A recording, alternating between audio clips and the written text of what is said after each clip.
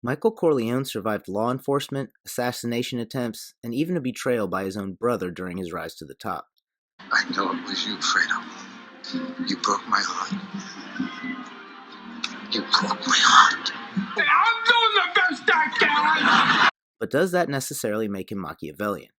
Hey everybody, welcome to another episode here on Bully Whispers, and we are here today to evaluate the answer to the question, how Machiavellian was Michael Corleone? Now for viewers new to this series, Machiavellianism is much more specific than just who's the best schemer or some general notion that the ends justify the means. The Prince is essentially a how-to-rule manual for current or aspiring leaders, detailing the most effective ways to deal with specific circumstances and different types of people based on Machiavelli's historical observations. So, how Machiavellian was Michael Corleone? In answering that question, we will compare his actions with those recommended in The Prince, starting with his rise to power in the first movie, into the second movie where the first real crack in his Machiavellian persona begins to show, through the third movie where many of the ironies about the fact that the Prince is so highly regarded in that life come to light, as well as one of his most famous lines, Just when I thought I was out, they pulled me back in. and how Machiavellian that actually was. Now, it's important to note before getting started that this episode is based solely off the movies. While discussions and questions regarding the books are encouraged in the comment section, if I started evaluating the books in this episode as well, it would turn into kind of like an hour-long documentary.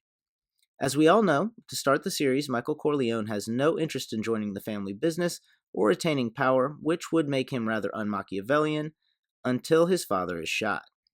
Machiavelli states that people will turn against you quickly if they feel deceived, and though he had been raised around it, seeing the corruption within the system he fought to defend turned against him may have planted the seeds of switching sides. Either way, at this point, he still has no interest in a life of crime, only avenging his father, but nevertheless, it was his first real step into crime. According to the Prince, a leader must in all actions seek the reputation of a great man, and in that respect, Michael's entrance into the underworld was legendary. In executing a hit on both a high-ranking policeman and gangster, in that manner, and under those circumstances, Michael would have cemented himself as a force to be reckoned with, even though some continued not to do so, which will come into play more in the second movie.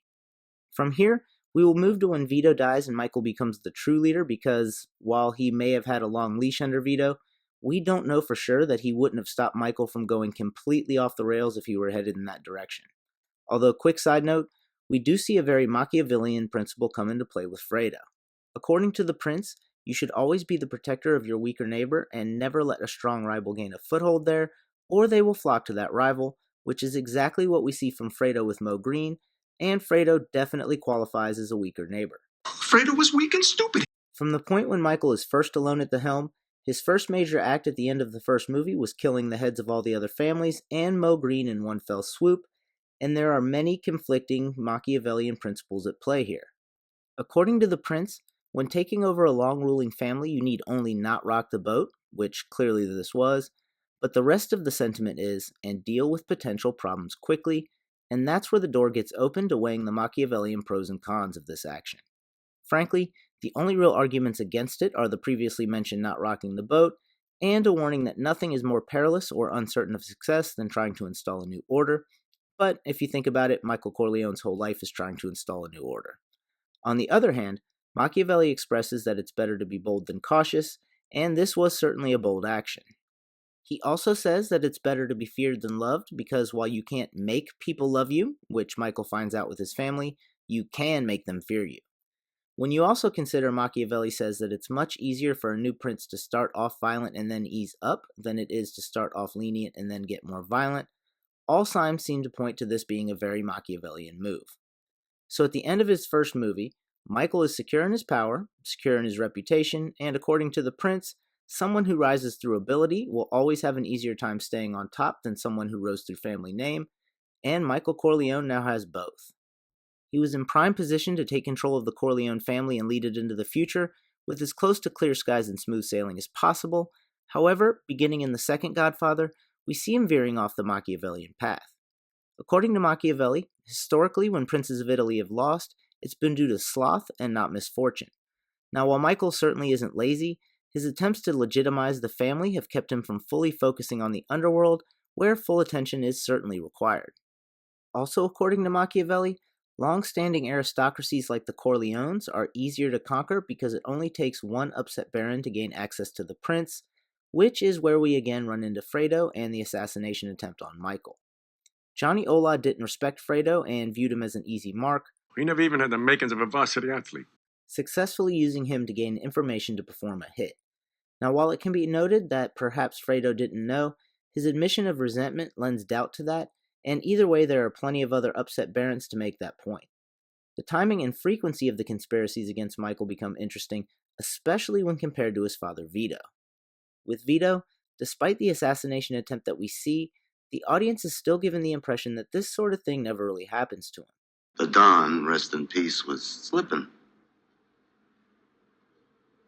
10 years ago, could I have gotten to him?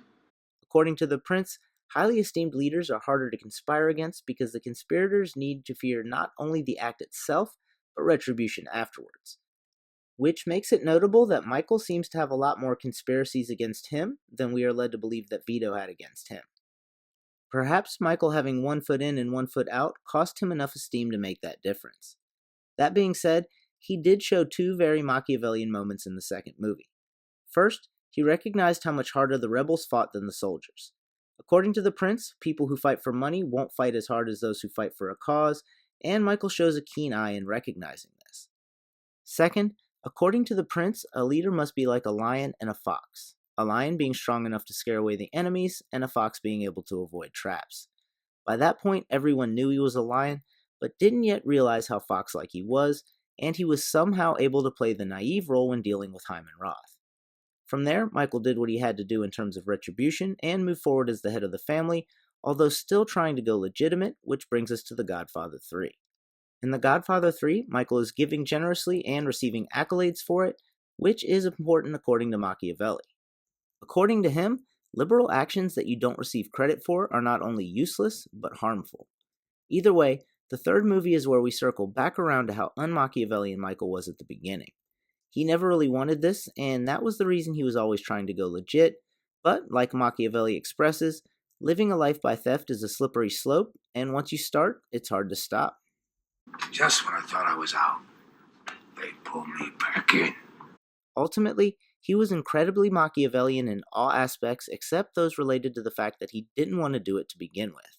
If he had always aspired to power like Sonny, he would have been the ultimate Machiavellian prince. Lastly, before we go, according to the prince, people who live their lives in the manner that these gangsters do can never be considered among the great men, which does make its reverence in that circle a bit ironic.